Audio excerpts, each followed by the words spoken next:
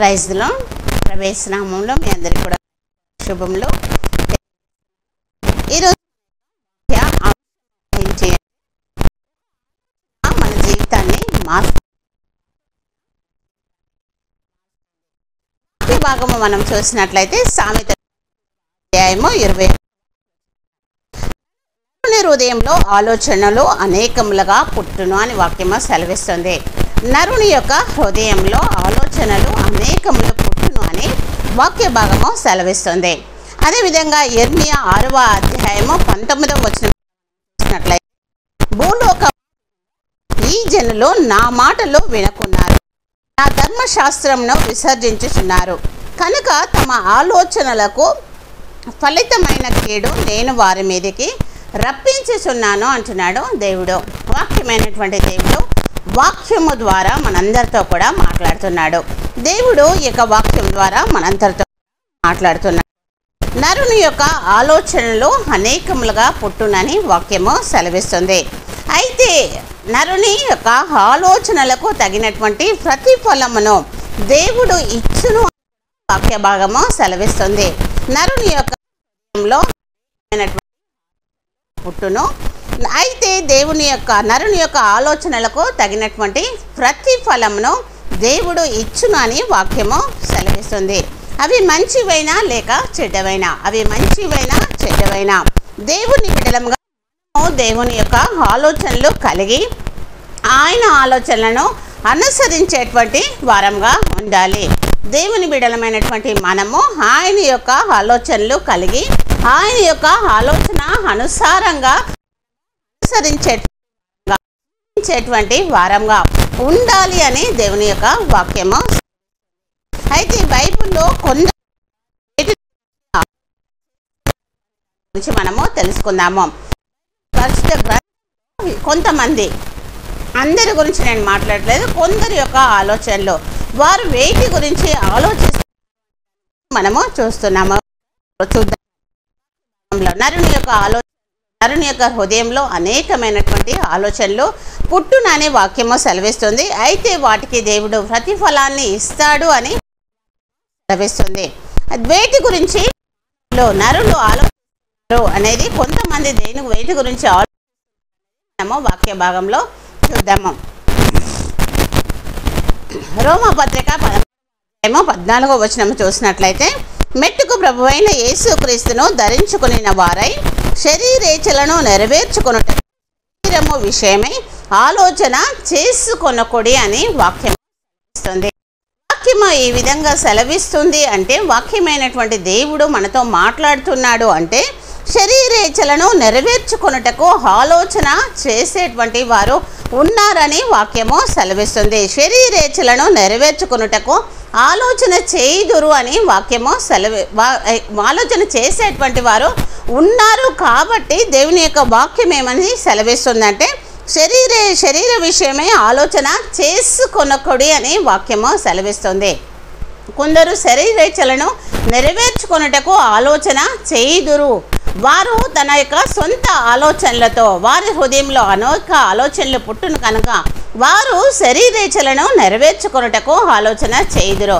అయితే దేవుని యొక్క వాక్యము సెలవిస్తుంది ఏమనంటే శరీరేచ్ఛలను నెరవేర్చుకొనుటకు శరీరము విషయమే ఆలోచన చేసి అని దేవుని యొక్క వాక్యం శరీరేచ్ఛలను నెరవేర్చుకున్న చేసేటువంటి వారు ఆ విషయమై ఆలోచన చేసుకొనకుడి అని దేవుని యొక్క వాక్యము సెలవిస్తుంది. విలాప వాక్యంలో 3:60వ వచనము చూసినట్లయితే పగ తీర్చుకొనవలనని వారు నా మీద చేయు ఆలోచనలన్నీ నీ వెరుగుదువు అని దేవుని యొక్క వాక్యము సెలవిస్తుంది. పగ తీర్చుకొనవలనని వారు నా మీద చేయు ఆలోచనలన్నీ నీ వెరుగుదువు అని వాక్యము సెలవిస్తుంది. పగ తీర్చుకొనవలసిన ఆలోచనను చేసేటువంటి వారుగా మనుషులు ఉన్నారు, నరులు ఉన్నారు అని దేవుని యొక్క వాక్యము సెలవిస్తుంది. కనుక పగ తీర్చుకొనవలనని ఎవరైతే ఆలోచన చేస్తున్నారో వారి యొక్క ఆలోచనలో, వారి యొక్క హృదయంలో ఆలోచనలు అనేకములు పుట్టును. అయితే ప్రతిదానికి కూడా ఫలితం ఇస్తానంటున్నాడు దేవుడు. మంచిదానికి చెడ్డదానికి రెండిటికి కూడా దేవుడు ప్రతిఫలాన్ని ఇస్తా అంటున్నాడు. పగ తీర్చుకొనవలనన్నటువంటి ఆలోచన కలిగినటువంటి వారకు, అదేవిధంగా శరీరేచ్ఛలను నెరవేర్చుకోవాలని ఆలోచన చేసేటువంటి వారికి, ఇద్దరికి కూడా దేవుడు ప్రతిఫలము ఇచ్చేటువంటి వారుగా ఉంటున్నారు. వాక్యము సెలవిస్తుంది, మీరు శరీరము విషయమే ఆలోచన చేసుకొనకూడని వాక్యము సెలవిస్తుంది. కనుక వాక్యానుసారంగా మనము జీవించేటువంటి వారంగా ఉండాలి. రెండవదిగా చూసినట్లయితే కొందరి ఆలోచనలు మనకు మంచి వైపు అదేవిధంగా చెడు వైపు కూడా నడిపిస్తుంది. కొందరి యొక్క ఆలోచనలు మనల్ని మంచి వైపు అదేవిధంగా చెడ్డ వైపు కూడా నడిపిస్తుంది. వాక్య భాగము మనము చూసినట్లయితే మంచి ఆలోచన చెప్పినటువంటి వారి గురించి ఒకసారి చూద్దాము. అంటే మనుషుల యొక్క ఆలోచనలు హృదయంలో అనేకము పుడతాయి. అవి కొంతమందిని మంచి వైపు నడిపించవచ్చు, కొంతమందిని చెడు వైపు కూడా నడిపించవచ్చు.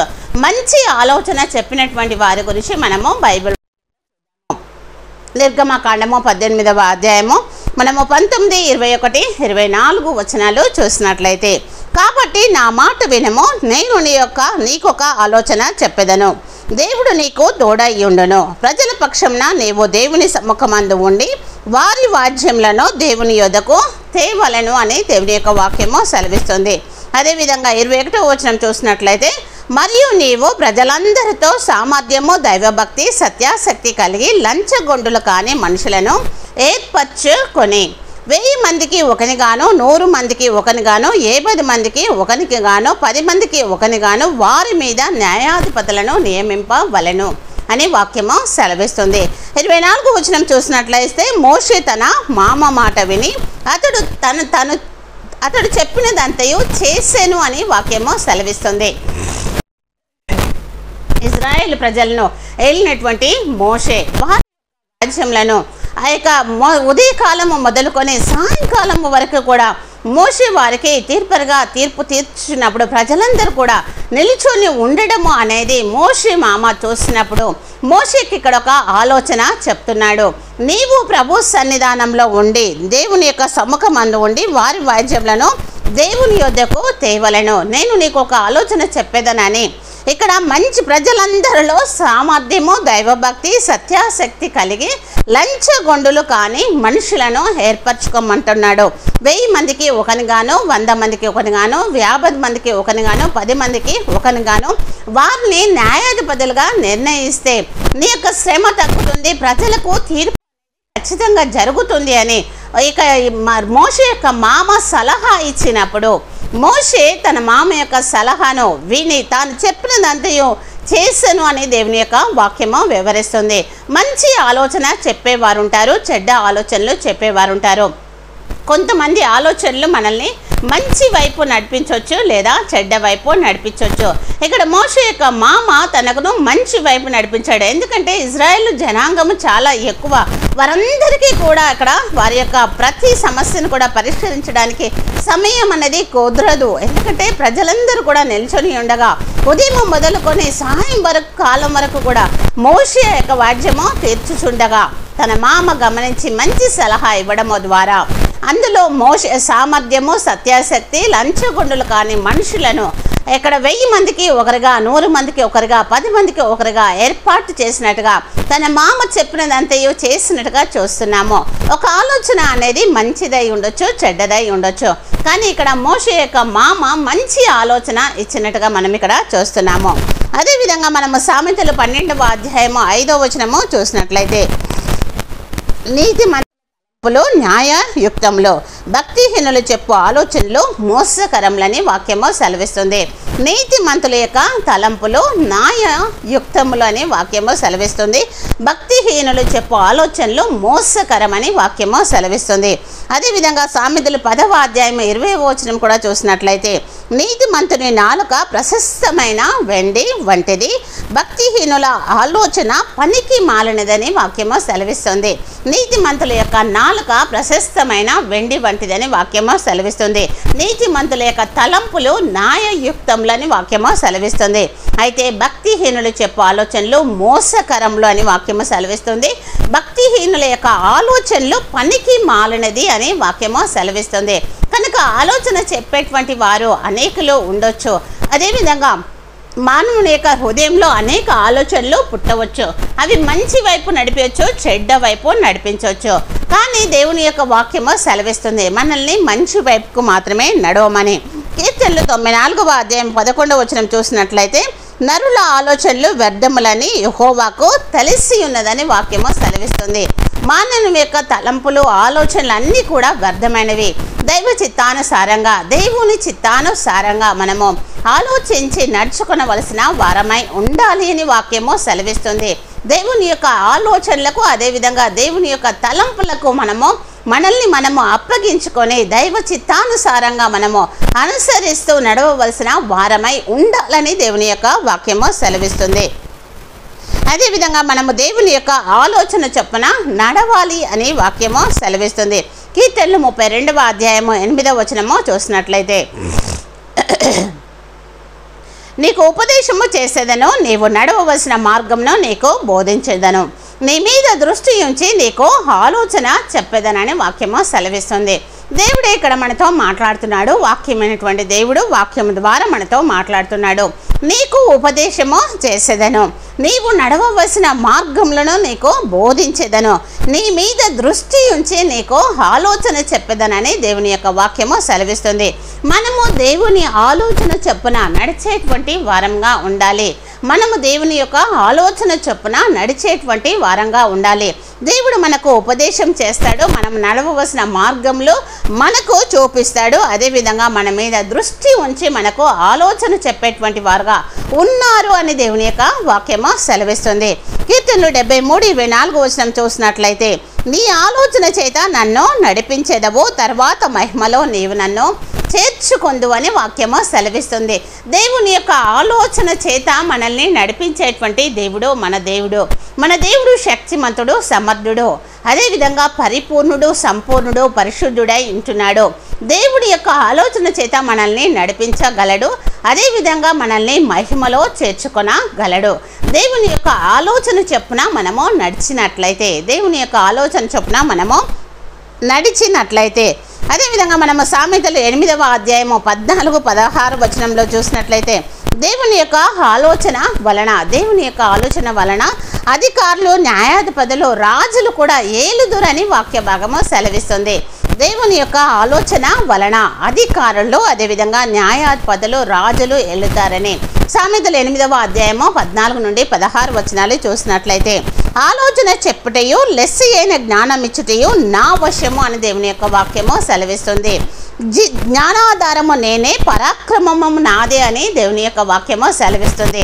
నా వలన రాజులు ఏలుదురు, అధికారులు న్యాయమును బట్టి పాలన చేయుదురు, నా వలన అధిపతులు లోకంలోనికి గనులైన న్యాయాధిపతులు అందరూ ప్రభుత్వము చేయుదురని దేవుని యొక్క వాక్యము సెలవిస్తుంది.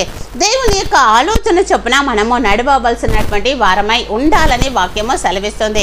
దేవుని యొక్క ఆలోచన చొప్పున ఎప్పుడైతే మనము నడుస్తామో దేవుడు మనకు ఉపదేశము చేస్తాడు. అంత మాత్రమే మనము నడవవలసిన మార్గంలో మనకు బోధిస్తాడు.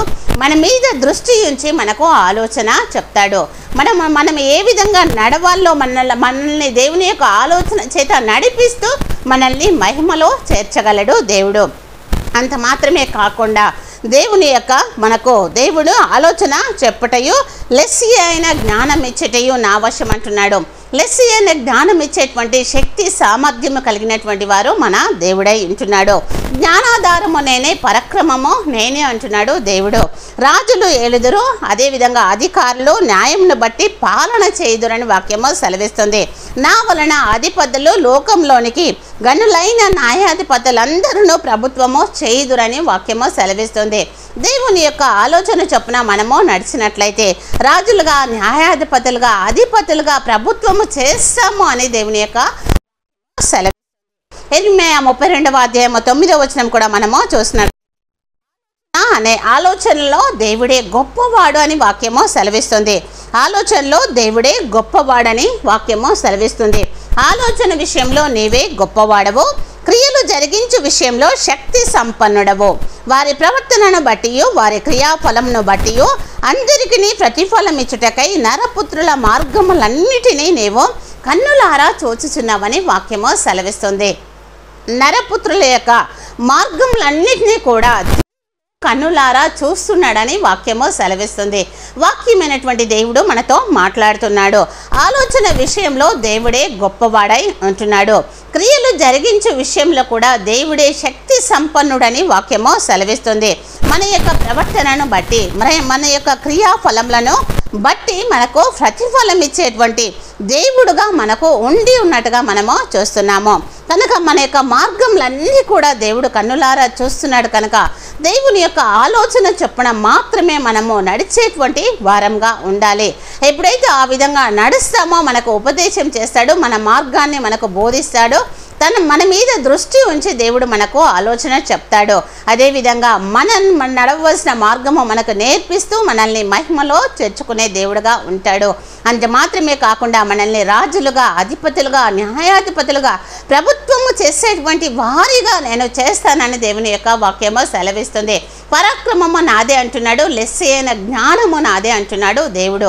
ఎప్పుడైతే దేవుని ఆలోచన చెప్పున మనము నడుస్తామో, దేవుని ఆలోచన చొప్పున మనము నడవగలిగితే దేవుడు ఇవన్నీ కూడా మన ఎడల జరిగిస్తానని దేవుని యొక్క వాక్యము సెలవిస్తుంది. యెహోవా యొక్క ఆలోచన సదాకాలము నిలుచునని వాక్యము సెలవిస్తుంది. కీర్తనలు 33వ అధ్యాయము 11వ వచనంలో యెహోవా ఆలోచన సదాకాలము నిలుచును, ఆయన సంకల్పములు తరతరములు ఉండునని వాక్యము సెలవిస్తుంది. దేవుని యొక్క ఆలోచన అనేది సదాకాలము నిలిచేటువంటిదై ఉంటుంది. అది తరతరములు కూడా ఉండును అని వాక్యము సెలవిస్తుంది. కనుక దేవుని యొక్క ఆలోచన చొప్పున నడిచేటువంటి వారంగా మనం ఈ లోకంలో జీవించాలి. యెషయా 46వ అధ్యాయము 10వ వచనం కూడా మనము చూసినట్లయితే, నా ఆలోచన నిలుచుననియు నా చిత్తమంతియు నెరవేర్చుకున్నదననియు చెప్పుకొనొచ్చు, అది ఆది నుండి నేనే కలగబోవు వాటిని తెలియజేయుచున్నాను, పూర్వకాలం నుండి నేనే ఇంకా జరుగు వాటిని తెలియజేయుచున్నానంటున్నాడు దేవుడు. పూర్వకాలం నుండి జరిగినది, అదేవిధంగా జరగబోయేది చెప్పేటువంటి దేవుడు, తెలియజేసేటువంటి దేవుడు మన దేవుడై ఉంటున్నాడు. ఆలోచన అనేది దేవుని యొక్క చిత్తము నెరవేర్చుకొనుట అనేది దేవుని చిత్తమై ఉంటుంది. పూర్వకాలం నుండి ఇప్పటి వరకు సమస్తమును కూడా తెలియజేసేటువంటి దేవుడు మన దేవుడై ఉంటున్నాడు. కనుక మనము ఈ లోకంలో దేవుని యొక్క ఆలోచన చొప్పున మనము నడిచినట్లయితే మనకు ఉపదేశం చేస్తాడు, మన మార్గాలు తెలియజేస్తాడు, మన మీద దృష్టి ఉంచి మనకు ఆలోచన చెప్పేటువంటి వారుగా ఉన్నారు. మనల్ని మహిమలో చేర్చుకునే వరకు మనతో ఉండేటువంటి దేవుడై ఉంటున్నాడు. అంత మాత్రమే కాకుండా దేవుడు మనల్ని రాజులుగా, అధిపతులుగా, న్యాయాధిపతులుగా కూడా చేస్తాడు. శరీరేచ్ఛలను మనము విడిచి ఇతరుల మీద పగ తీర్చుకోవాలన్నటువంటి ఆలోచనను మనము విడిచి దేవుని యొక్క ఆలోచన చొప్పున మనము నడుచుకోవాలి. మానవుని యొక్క హృదయంలో అనేక ఆలోచనలు పుట్టునని వాక్యము సెలవిస్తుంది. అయితే అవి మనల్ని మంచి వైపు, చెడ్డ వైపు నడిపించవచ్చు. కానీ మంచి అయినా చెడ్డ అయినా కూడా దేవుడే ప్రతిఫలం ఇస్తానని వాక్యము సెలవిస్తుంది. కనుక ఒక ఆలోచన అనేది మన జీవితాన్ని మార్చేదిగా ఉంటుంది. ఒక ఆలోచన మన జీవితాన్ని మార్చేదిగా ఉంటుంది. కనుక దేవుని యొక్క ఆలోచన చేత మనము నడిచేటువంటి వారంగా ఉండాలి. ఆ విధంగా ఉండమని దేవుని యొక్క వాక్యము సెలవిస్తుంది. కనుక వాక్యానుసారంగా మనందరం కూడా జీవిద్దాము. దేవుని యొక్క చిత్తానికి, దేవుని యొక్క ఆలోచనలకు మనల్ని అప్పగించుకొని దేవుని యొక్క కృపలో మనము వర్ధిల్లేటువంటి వారంగా, ఆశీర్వదించబడి అభివృద్ధి పొందేటువంటి వారంగా ఉండాలి అని దేవుడు మనల్ని తన యొక్క ఆలోచన చేత మనము ఎప్పుడైతే నడవబడతామో ఆ విధంగా మనం ఉంటాము. కనుక ఆ విధంగా ఉండడానికి మనము ఇష్టపడదాము. మనల్ని మనము సరిచేసుకొని, సరిదిద్దుకొని సక్రమమైనటువంటి మార్గంలో దైవ చిత్తానుసారంగా జీవించేటువంటి వారంగా ఉందాము. దేవుడి వాక్యాన్ని మనందరి హృదయంలో ఫలభరితము చేయును గాక.